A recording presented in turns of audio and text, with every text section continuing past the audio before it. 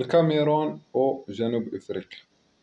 واخا تكون نتاوما مالك التوقعات، كنتحداك توقع لي النتيجة ديال هاد المباراة هادي. هاد المباراة هي أصعب مباراة يمكنلك تتكهن بالنتيجة ديالها.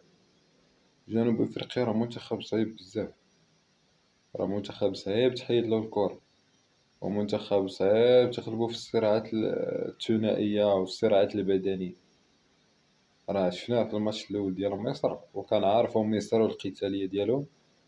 راه غير كان متماسك دفاعيا والشناوي كان في اليوم ديالو، والا راه كانت مصر غادي تخسر في داك الماتش بشي 3-1 ولا شي.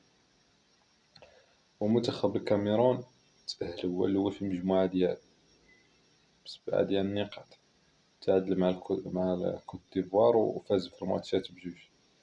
بالنسبة للمباريات الأخرين،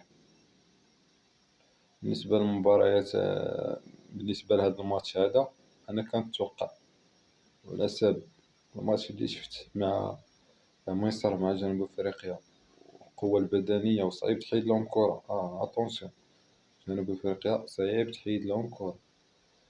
أنا كنظن بأن منتخب جنوب أفريقيا هو اللي غادي ينتصر، باش المهم غادي ينتصر بشي حصة 2-1 ولا 1-0 بحال هاك.